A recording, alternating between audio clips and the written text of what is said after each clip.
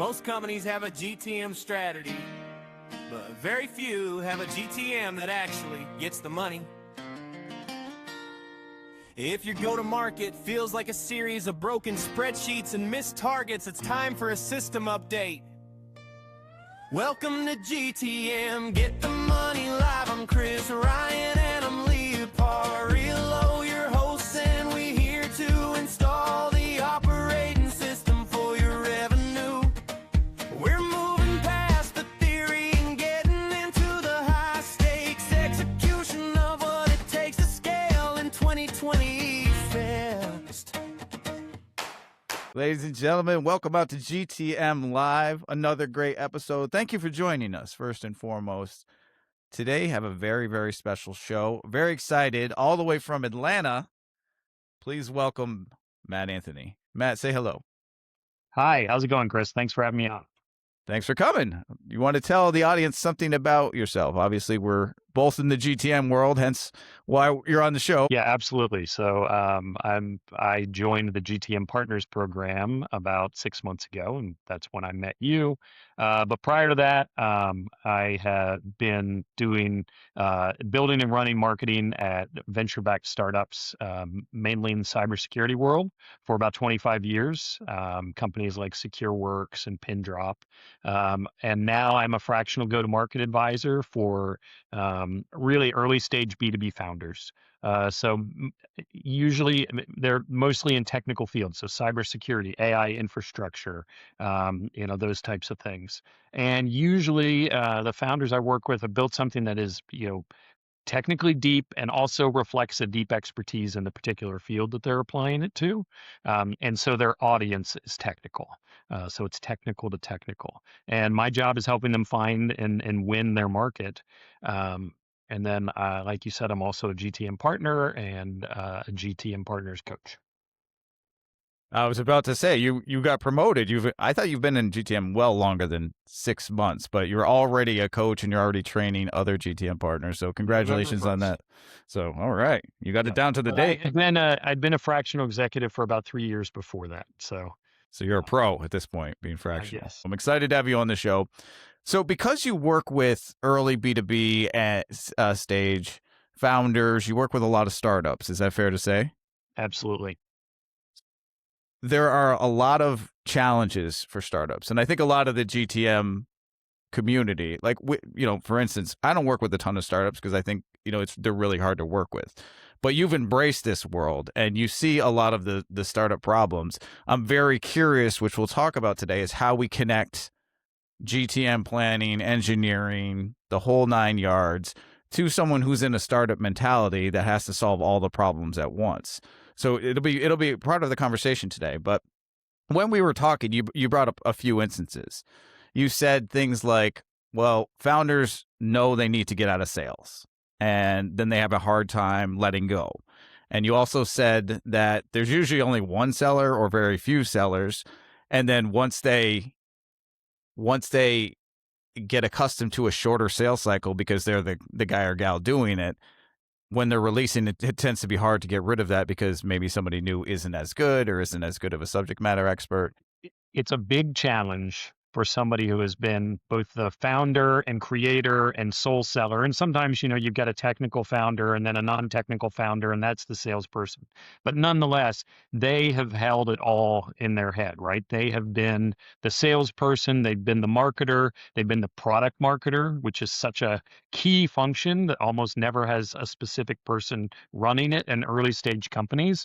But, for me, product marketing it's very well named. It's where the product meets the market, and how you make this be something that the market understands and values is the fundamental question. And that's what the founder's been doing, and they're very good at it.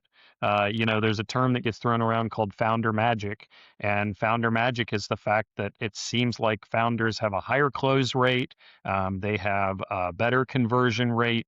They just understand it so well that they can very naturally pivot in any conversation to get back to the customer's problem, that sort of thing. And the problem with that is if you have an extremely high performer in terms of conversion rate and that sort of thing, and then you bring in somebody who is perfectly competent, but not that founder with that magic, then they're not going to have the same numbers. And so I usually talk to founders about being ready for someone to come in and maybe be able to close 60 to 70% of the deals that the founder would have been able to close if they'd been working it themselves. And that sounds painful, but the fact is, at the end of the day, you end up with 160, 170% more deals and revenue than you did before, and that is the beginning of scaling. Very good point. Does a sales hire have to be the all-knowing subject matter expert like the founder, or is this more about resetting the founder's expectation that, well, I'm just going to hire someone and they're going to do exactly what I was doing? Well, so that's a really good question. And I wish I could tell you that I have conviction about exactly what the right answer is. I definitely have clients where the feeling is that if we don't have someone who has the kind of chops that you would expect in like a practice leader or someone who is also an expert in that space, that they really won't be credible. If you have that, then what you end up with is someone who's good at setting up meetings for the founder to go to. And that still adds value, right? Because now the founder's not doing all that work to get to the meeting. They're just showing up to the meeting and being a rock star. But if you have someone who actually has that subject matter expertise, then they can also be, I think, more influential on the product, right? So now here's someone else that's now wearing part of the product marketing hat, right? Because they're able to go back to the product team and the founder and so on and say, here's a nuance that we didn't necessarily understand or, work. So they're adding value in a lot of different ways. But obviously, at some point, you have to get to people who are more straight ahead sellers in that space. And for those people, you're looking at their expertise being able to get to something repeatable. And usually that means having to have marketing help them too, right? So got to have the messaging right. You got to have your ICP nailed. Sorry, not to throw jargon around, right? You have to have your target audience nailed. And if you can find a target audience that you can find again and again where the same message is going to work over and over, then that's the beginnings of scale. I think you touched on something that I haven't thought of before. Most of us, when we look at companies, we look at buying committees. Who are we selling to? How do we address each person in the room? But I think you're talking about a selling committee. And that's really interesting, is like have a subject matter expert, potentially have a marketer that has a different perspective, have the founder who is the all-knowing person who started. So I've just never really heard anybody talk about a selling committee. Not that you use those words, but that's what it sounds like to me. Is that something you I think coach on? Well, I think in a more mature company, right? But the ones that you tend to work with where they're larger, it's often a sales rep and a sales engineer, and then the VP of sales comes in and does the final negotiation and closes the deal. So they have selling committees too. It's just not so formally named. In your world, it seems really specific though, because you have this very unique segment. You are working with a technical seller and a technical buyer. So you have to have this, I don't want to say engineer type mind, but that typically isn't a seller. Most selling people that are out doing business development or sales aren't typically, if you follow DISC, like your C style where they're systemic thinkers and they have to do all the pieces. It's usually not overly successful to be like that in sales, but in your world, it's a requirement. Like they have to be able to have that type of engineering mindset. And feel free to correct me if I'm using the wrong No, I'm not going to representation. correct you. I think it's an interesting discussion for us to have, right? Because I mentioned product marketing as being one of those roles that someone's doing, whether they know it or not, or whether they have that role or not. But the other thing in startups is so many people talk about, I'm not a seller, I can't sell, but so many people are selling in startups, right? That's part of their job, whether they admit it or not.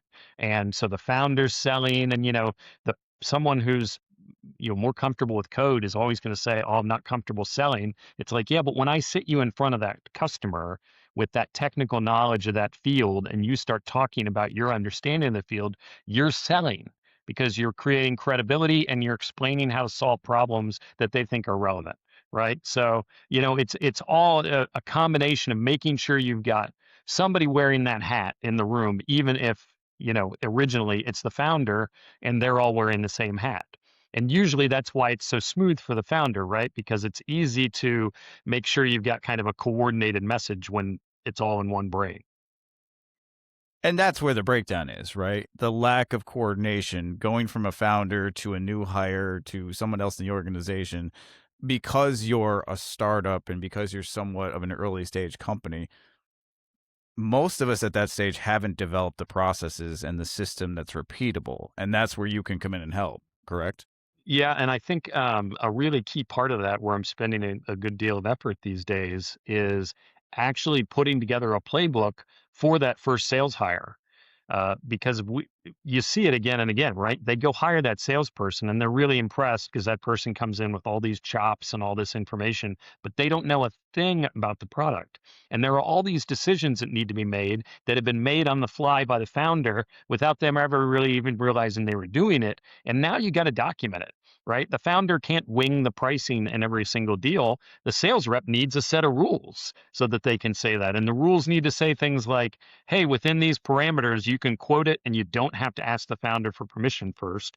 Or if you're going to do something unusual, then you do. And having all those things well defined is the difference between that first sales hire being a failure, which I think the stats like 60% of the time that first sales hire is a failure, and having them be a success. I think the first sales hire has often been that sacrificial lamb where by the time they fire that person, they've also managed to write down a whole bunch of things that are going to make that second sales hire more successful. So how do you get out ahead of that and make sure that's something you're doing when you're helping that founder move on from being the sole seller, is document all those things in their head? To your point of the sacrificial lamb, it's not their fault. It's the lack of infrastructure and processes that haven't been in place before. And again, it's nobody's fault. Everybody's trying to figure this out as they grow. But it does, there's real world revenue implications to that. So Absolutely. And, you and I at the GTM Partners, we talk about that a lot, right? Which is alignment. If you're not aligned, then a whole bunch of teams that are doing really good, hard work will fail, right? If they're not aligned. And the same thing is if that sales rep's not aligned with the founder, then they're going to fail no matter how good they are. well, there's lack of clarity. There might be somewhat lack of experience of building a team when you start up and you start a company of a small one. It's you keep going back to define things, create a playbook, have a process, make sure that it's repeatable. That's how you scale. You keep saying things like this. So you talk a lot about ICP and ICP adherence. Like, is that where you begin? Who are we going after and why? It is. And sometimes I'll talk to people and they'll say, we don't know that. And a lot of times I'll talk to people and they say, we do know that. And then as we dig deeper, we find out that it's incomplete, or that there are, five of them. Too many ICPs, right? That's We see that everybody is our customer. So it's fact. I'm glad when we walk into companies and they have an ICP, but there's always some level of refinement. It's the same that goes true with us. Like, it's an iterative process. But understanding your ICP, we talk about it show after show after show after show. And I guarantee, Matt, you may agree with this. I think you probably will. 99% of the companies we walk into don't have a refined ICP, despite how many times all the GTM people are saying it. Agreed. And it's funny because at the beginning you said, oh, startups feel like such a different animal, but I think that's where it's exactly the same, right? You and I probably both walk in and go, okay, do we know who we're selling to? Do we know who we're, how to talk to those people? What do we understand about them and their pain? And is it compelling? And, do they renew? And all those kind of questions. In my case, usually we don't know if they're going to renew because no one's bought yet. So you have to have a hypothesis instead of just using data, but it's the same exercise. It's exciting, and it must be rewarding to come in and set them on the right process from the start. When we come into a mature company that's been doing this for a while, they've made all the mistakes because they didn't have a mat up front. They didn't have someone to come in and set the table. So I want to go back to your playbook though, because I think your playbook is setting that table the right way. We know GTM like the back of our hand. Like, we talk about this all the time, but for our listeners, if you aren't really familiar with go-to-market, like, what does a go-to-market playbook look like, or how do you build one in the Matt Anthony way? So, and really the GTM operating system that we both use as partners at GTM Partners does a great job of framing this. And it really just kind of looks at each of the stages that you go through with, developing a product, putting it out to market. And it almost looks like a maturity curve because when I'm first trying to get someone to take a call about a product, I'm not that concerned about renewal, but I'm not completely unconcerned about renewal either, right? In the back of my mind, I'm going, okay, I might have come up with a good story to get them on the phone, but have I come up with a good story that will get them on the phone, buy the product, use the product, be happy enough with the product to renew, expand, and so on, right? I mean, that's really what you're beginning all at once. So it can be overwhelming with a startup. So the first thing you're doing is going, okay, do we have a really good problem and it's really well understood? And do we know who has this problem most acutely? And that's really where it starts, right? And you know, a lot of what you're doing, especially in a startup where resources are so scarce, is saying no to things. So you might say, I have 5 different, you know, groups that have this problem and that problem and that problem. We can sell to all of those. And if they call you, if they come inbound, if they show up at a trade show and you get a call with them, great, work that deal. But when you are thinking about how to spend your scarce resources and go out and seek those clients, that is when you really need to stick to something. And even if you're just testing it out and trying it for a few months and then making a decision about whether you want to try that one or move on to, you know, ICP-B, you need to stick to it, or else you're just not going to get any usable data. You're going to get messy deals that consume so much more of the resources of the company because now you've got engineers who are building in that one feature that they needed and the one feature that they needed. And it's taking twice as long to close the deal because the ROI is good, but not great. And it just, all of a sudden, you've consumed so many more resources that are so scarce in that company that your growth is you're growing, but you're not growing fast enough and you're not scaling fast enough. And you know, that it's ugly to see, but it's not a binary, right? It's not a clearly they're failing, clearly they're succeeding. It's something where you have to kind of use your judgment and go, okay, we need to tighten some things up because we could be growing faster. We should be growing faster. So sorry, that was a lot. No, that's good because it ties back to having an iterative process. Like you may have 5 ICPs because you don't know which one is going to hit. And then you may learn, okay, well, you know what? We actually work much better in B and C than we do in A, D, and E. But I love the playbook idea. I love that, like, we are best served at helping these people. They love to buy this product. This is this percentage of revenue. We know they're going to renew because we can deliver on everything that we're saying, not like, well, we've never really worked in this industry. We probably could do it, and we probably do a good job, but it's not the best scenario for both parties. Right. So we'll find the super GTM messy, playbook. right? I mean, Yeah. it's super messy because you're coming up with a theory, right? This isn't a case of, hey, if I hire Matt or Christopher, they're going to come in and just tell me the answer. That's not it, right? The answer is out there in the market, and it's in the heads of the people, you know, the founder, the creator of the technology, and then you're coming up with a theory, and then you're going to go test that theory. And so the one thing you can control is to run a solid test versus being so all over the map that at the end you go, we didn't really test it. All we did was kind of we wrote some stuff, we put it on the website, and then we went after every, you know, kind of company we could have, and we didn't get any real data. And I think a really tough thing for founders is, and actually a lot of early stage people, is you have to be really good at trying to anticipate the market and understand it and guess what the market wants right up to the minute when you start to get feedback from the market, and then turn that switch off because now you have a much better source of information, and that's actual people in the market. And so sometimes it can be hard, you know, and Steve Jobs didn't do us any favors, right? He just said, the market doesn't know what they want. You have to tell them what they want. And he was genius enough to be able to pull that off. For the rest of us, we have to actually listen to the market and understand it and you know, figure out what they need. Yeah, we ask questions, not tell, for sure. That's right. When it comes to testing, like, I've seen testing go too extensive, where again, to your point, 5 ICPs, we're testing 5 ICPs, we're spread too thin. More often than not, you don't give it enough time to see if the test works. So it doesn't have the resources from sales, marketing, product, etc.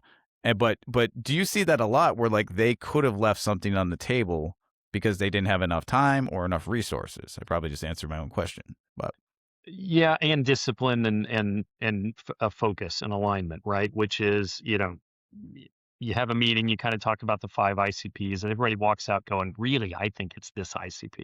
And so they're kind of really focused on that one. So the first thing is getting everybody going, this is the one we're going after. This is how long we're going to do it. It's going to be, are we going to do 100 calls and then decide, 50 calls and then decide? Are we going to do 2 months, right? Whatever it might be. Maybe we just go to a trade show and just talk about this one, market the whole time, and at the end make a judgment. And you need to be able to adapt as you're going along. So it's hard, right? It's like, okay, let's run a pure test. But on the other hand, this clearly is not a value prop that we thought it was. So get rid of it and adapt. But you can't adapt too much, or you start shifting completely off the theory. So it can be hard to have confidence in your path, because there's really no clear moment at which you go, okay, we now have validation that we are on the way. And that's a lot. I mean, and that's, again, the fun part of startups, right? You don't Exactly. really know where you're going until you know where you're going. That's Who right. we serve is today is who I never would have thought we served. Back in the day when we started, I was like, oh, we're going to do X, Y, and Z. We're not doing anything like that now, but we're very good, and we've honed into our specific ICP, and we know how we can help them. And it's a win-win situation for that. To your point, we're not the biggest company on the planet. We don't just turn down business if it comes in, because we can help most companies because we've been around. But I like the playbook. I like when you put the timing into it. I haven't heard too many people talk about this. Like, let's put this amount of timing. That's a fair assessment on the market. Let's pivot quickly, because it sounds like let's make quick decisions quickly if it's not working, and then find the secret sauce. So you're assembling all of this. You're going into the startup, and all they're focused on is getting money in the door to make sure that they can pay their bills, keep their staff, grow the business. And then you're coming in and saying, guys, like, I know that's incredibly important, but we need to pause and we need to look at everything first. How does that conversation go? So I'd never use the word pause. Not pause, just So kidding. yeah, I mean, uh, you know, I like the phrase, a bias towards action. And I think you have to have a bias towards action in startups. You have to have a lot of urgency. And so, I'll jump on the train that's already moving and then do my thing and try to minimize as much the impact that I'm having on the team. I don't want to take people away from things. I'd rather learn from what they're doing. So I'll ask them, I'll say, do you have recorded sales calls? Can I just listen to those versus, having to interview you ad nauseum? Quite frankly, the ability to now have AI take transcripts of conversations you have with people makes this process much more efficient, right? Because you're able to, it's certainly much better than my note taking ever was. So it's made me better able to capture all the nuance. But you're trying to adjust things in flight. You don't really want to stop anything. The one area where I will use the word pause is usually on spending money on things mainly like marketing activities. So you'll see companies where they don't have an ICP, they don't have a fit, and they're already spending a lot of money on events and, paid ads or whatever it might be. And it's like, we're just not ready for that yet. It will not be an efficient use of your resources. And we all know that no matter how much you feel like that last round was, that it burns quickly. So you've really got to be conscious of that. So let's get some success. And then when we think we found a repeatable motion, then you can start to spend against that repeatable motion. And, then you'll know your unit economics enough to actually say, this is how much I can spend against that motion and be efficient. And that's how you grow, right? That's how you scale. So like you double down once the clarity is apparent. And I want to just give you some kudos, because I think you just summed up the value of being fractional. So you're helping them not pause, like build a plane as it's flying and course correcting. So what most people, I think, founders, early stage startups, what most people, I think, don't account for is they don't hire enough fractionals to come in, because you can see the flight path. You can see where, if they make X decision or Y decision, because you're experienced and you've been doing this, for forever. And I think the value of having an external consultant to come in, be part of the team, and then be able to course correct is invaluable. Otherwise, what are you doing? You're going on LinkedIn or you're going on YouTube trying to figure it out yourself, and the founders and the leadership team's limit. None of us are perfect. So I just think that it's an understated value in fractionals, and I just think that you're a testament to that world and your experience. So kudos to you. So Well, I appreciate that, and you are the same. But yeah, I think a lot of times where it clicks when I'm talking to a CEO is it's not that someone couldn't do this already that's on your team, but nobody has time to do this Mhm. because they're doing these other things. And here's a function where you can outsource it to somebody that will do it as well as you would have done it, and even bring in, like you said, the framework, the structure, so that you are, improving your chance of success by having that experience in there. For the fraction of the cost, and fractionals aren't the cheapest on the planet, but when you try to hire what replaces fractional skills, it's astronomically higher. That's So right. Yeah, I've been the first hire in multiple startups, and as a C-level executive, that sort of thing. And yes, my rate was not what it would be for a normal CMO job, but it was still expensive, and too expensive for someone who eventually is going to end up configuring HubSpot or putting together the email campaign or that sort of thing. So it just that I don't see that makes sense necessarily at a full-time role at the beginning.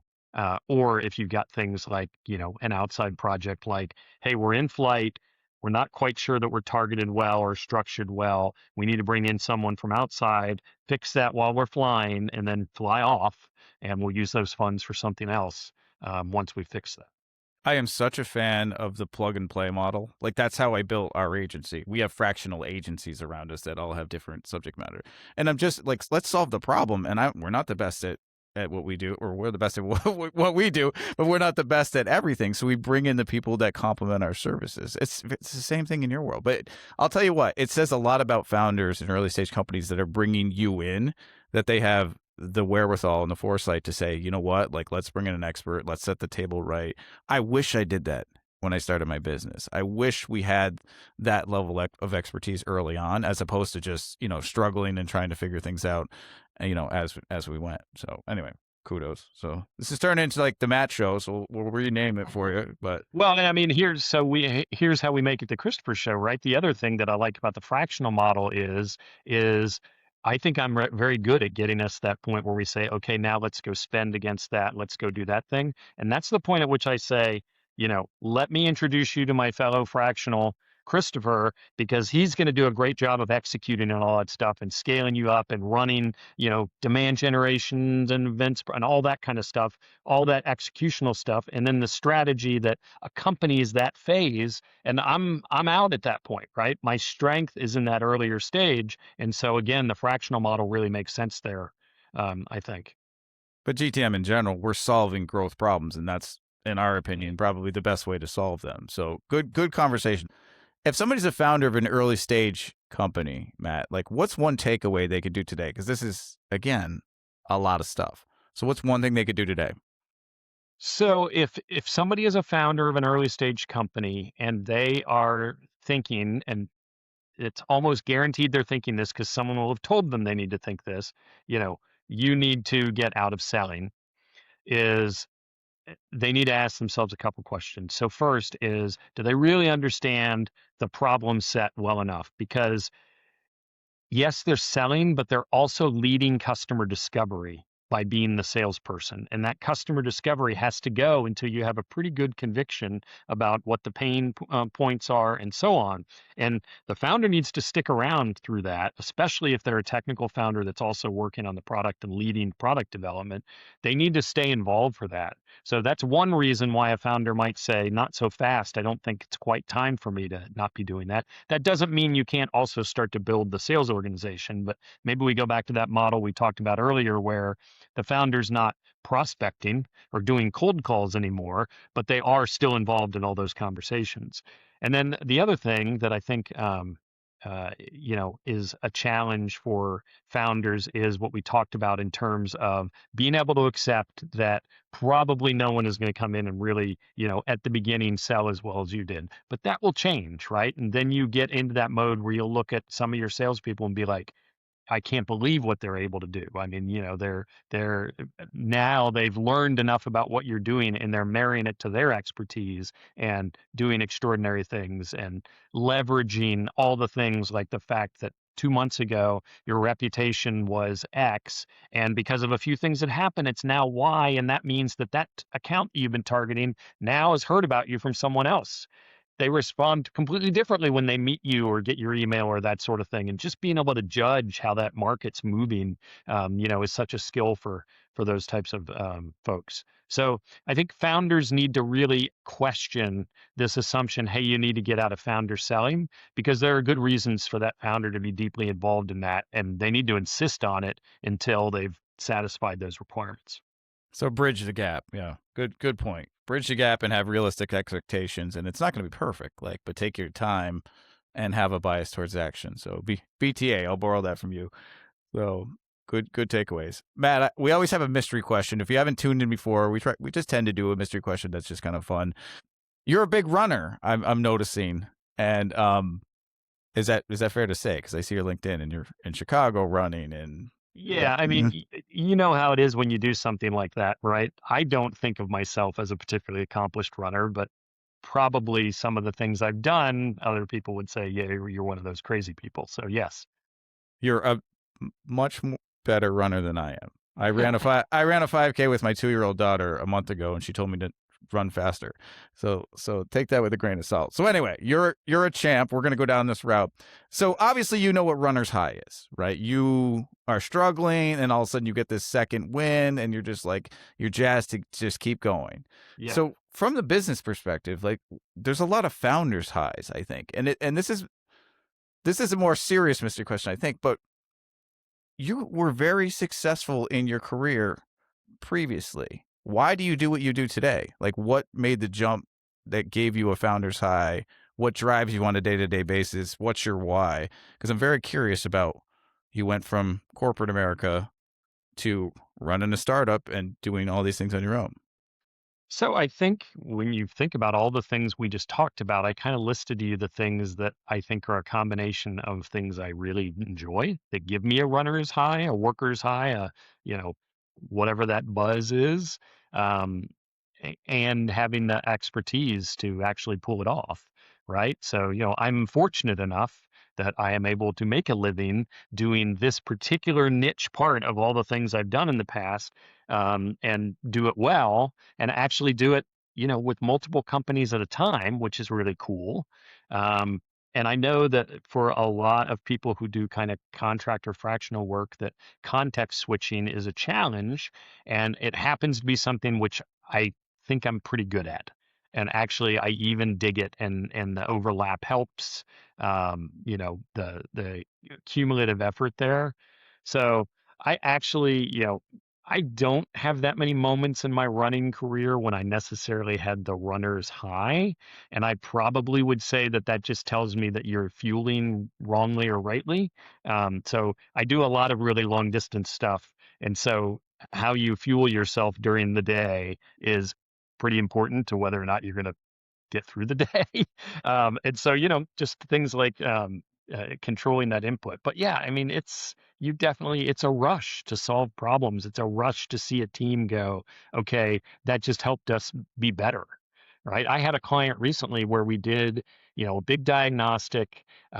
We put the whole thing together. We said, this is the plan you should go execute on. And they happen to have a more robust team in place than just founder selling, like I've worked with in some places. And we were able to look at the plan and say, I think you guys can do this on your own.